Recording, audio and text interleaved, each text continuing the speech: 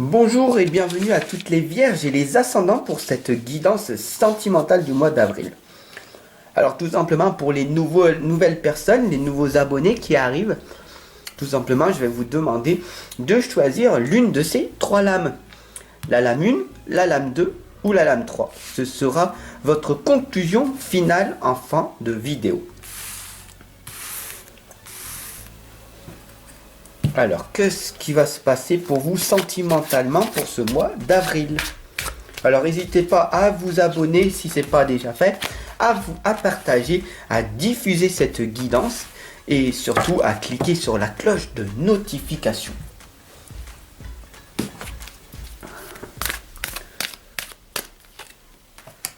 Alors, là on voit que vous n'êtes pas seul, il y a des blessures. Et un homme d'une grande richesse va vous amener de la force. Qu'est-ce qui va se passer? Déjà, on a déjà un petit aperçu.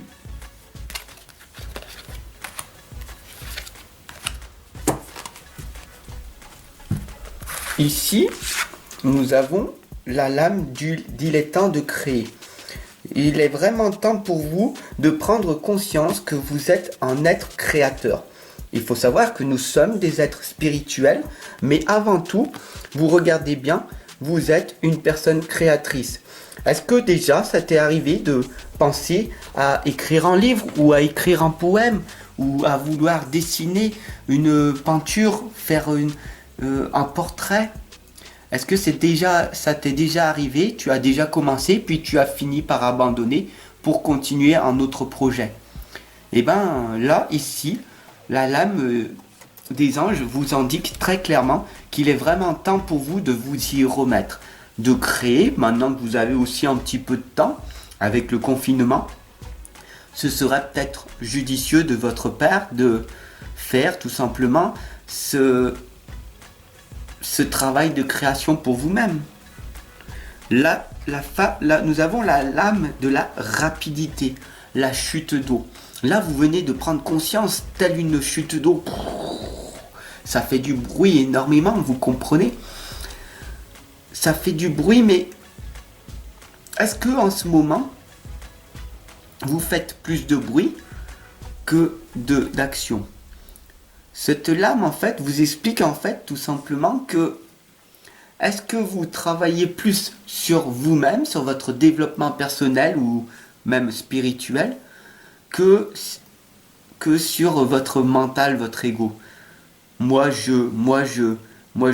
Oui, vous parlez beaucoup de vous, vous êtes dans votre mental, donc c'est la rapidité d'exécution. Donc c'est très rapide pour vous de travailler en amont, de vous dire voilà, mais ça je le ferai demain. J'examine le truc. Ok, ce que tu nous dis, ok, il n'y a pas de souci, Fab. Je vais le faire. Mais demain. Mais demain, tu ne seras peut-être plus là, ou demain, tu n'auras peut-être plus le temps, ou il y aura une autre chose qui va se passer. Donc, passe ton temps à être moins dans l'agitation. La chute d'eau, en fait, c'est que tu es agité, tu travailles en rapidité, tu fais plein de choses, mais tu ne prends pas un moment pour lâcher prise, un moment pour te reconnecter à ton soi antérieur. Alors ne t'inquiète pas parce que bientôt il va y avoir un homme avec une grande pièce de monnaie, donc un homme d'une grande richesse qui va venir à ta rencontre et qui va te donner de sages conseils. Alors, faut faire vraiment attention à cette lame quand il y a une pièce de monnaie, parce que beaucoup de personnes interprètent cette lame avec un homme riche, donc un homme avec une grande richesse financière, et donc du coup, c'est pas plus mal ça, c'est bien ça. Donc, ne soyez pas des michetonneuses. Non, je rigole, mais il faut pas vous tromper avec cette lame. La pièce, en fait, correspond à la richesse intérieure, à la grande richesse que vous pouvez donner. Une grande personne qui a déjà fait un travail sur lui. Donc, qui est peut-être thérapeute, une personne qui a écrit un livre, votre mentor, un guide spirituel, un maître spirituel, peut-être une personne de grande valeur à vos yeux. Alors peut-être pas financièrement, ça peut être comme Pierre Rabhi, vous comprenez, un agriculteur, ou ça peut être un grand écrivain, mais une personne avec une grande sagesse et une grande richesse à l'intérieur de lui. Vous avez la lame que vous n'êtes pas seul. Ici, il y a la bougie qui est allumée. Cette bougie, en fait, tout simplement, t'explique que c'est ta petite lumière à l'intérieur de toi. Tu sais au plus profond de toi que tu as un projet et que tu vas le réaliser. D'ailleurs, ici, tu es sur ton petit nuage et tu vas directement vers ton projet puisque tu vas directement du côté futur, du côté de l'extraversion. Tu es une personne active. Et donc du coup, tu es sur ton petit nuage en ce moment, tu dévoiles un petit peu ton talent, ton potentiel, tu te dis, waouh, c'est magnifique, ça m'a enthousiasmé de faire ce dessin, ça m'a enthousiasmé de faire cette peinture, ça m'a enthousiasmé de faire ce poème, et je pense que je vais arriver à faire mon métier de cette passion. Donc tu es dans cette illusion en ce moment sur ton petit nuage, et tu avances, et donc il faut rester le plus longtemps possible dans tes rêves. Parce que c'est important de rêver. Rêve grand. Voilà. Tu peux, la nuit, de rêver de tout ce que tu souhaites réellement. Nous avons ici le métier artistique. Donc on voit très bien que tu es une personne créative. Et ici, il y a l'alvéole rupestre. Donc on voit que tu es que telle une abeille, telle une fourmi. Tu travailles abondamment pour créer des petites alvéoles, pour créer en fait dans ton futur un monde meilleur. Et là, on voit que tu es en train de passer à l'action et de poser des petites graines et que tu es en plein dans l'instant présent. C'est quand même magnifique, non? Qu'est-ce que tu en penses? Qu'est-ce que tu vois ici? Qu'est-ce que tu vois comme animaux? Est-ce que ça te fait penser à la préhistoire? Aux animaux préhistoriques? Ou peut-être dis-moi en commentaire pour toi, cette lame, qu'est-ce qu'elle te dit? Parce qu'elle est très parlante. Cette lame, en fait, du métier artistique te dit que ça fait très très longtemps, en fait, que tu sais au plus profond de toi que tu dois le faire, mais tu remets toujours au lendemain. Et ça, c'est assez dommage.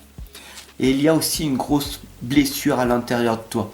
La lame du cœur brisé t'indique que c'est ça qui t'empêche d'avancer sur ton domaine artistique, car tu as rencontré une personne à l'époque qui était mal intentionnée, qui t'a fait du mal, qui t'a blessé, tu as été susceptibilisé par ça.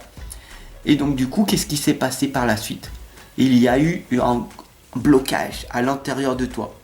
Ton cœur a été brisé, tu vois, en 1000 morceaux. Et donc du coup, il va falloir remettre la lame en pansement pour panser tes blessures. Mais il y a toujours la larme qui coule à l'intérieur de ton cœur. Donc la première des choses, si tu veux avancer dans la vie, c'est de travailler sur toi et de réparer ton petit cœur blessé. Ici, nous avons la lame, mais tu le sais déjà. Tu as un pied dans le passé et tu refuses de voir un meilleur avenir dans ton futur. D'ailleurs, tu tournes le dos à tes projets, à tes objectifs. Tu es une personne plus passive, une personne qui est plus dans la contemplation, dans la méditation. Une personne qui réfléchit, mais dans son passé, qui est concentrée que sur son passé négatif et qui ne voit pas trop de choses positives. Alors peut-être un petit peu dépressif, un petit peu dans un blocage de votre vie. Vous avez du mal à donner un sens à votre vie, un objectif. Vous avez essayé dans le passé, mais il n'y a rien qui a marché, ça a échoué. Et j'ai continué, j'ai échoué, je me suis relevé, mais je suis tombé, mais je me suis relevé. Et puis au bout d'un moment, là, il y a quelque chose qui... Il y en a marre.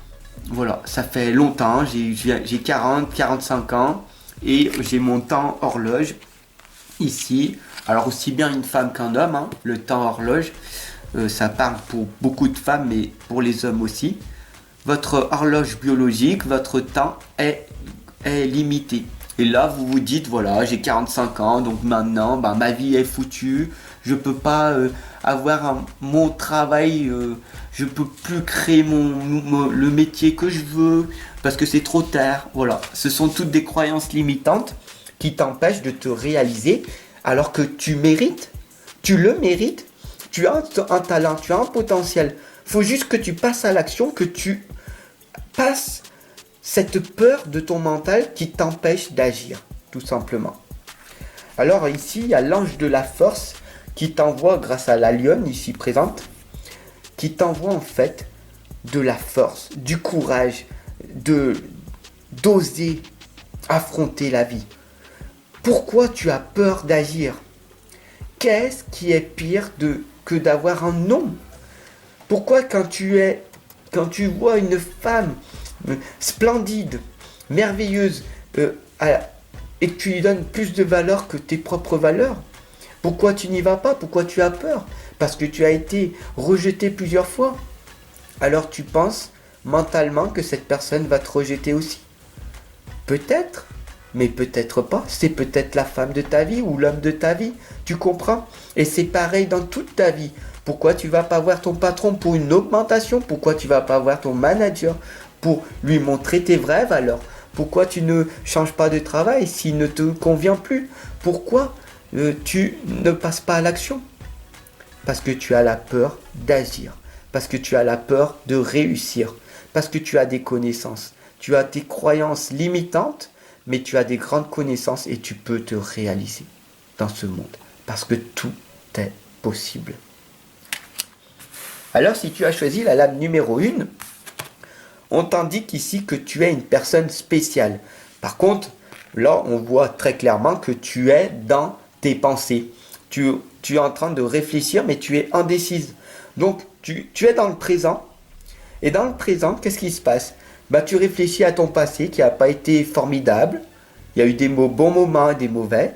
Et puis, comment veux-tu que mon futur s'améliore puisque toute ma vie, en fait, elle a été ordinaire.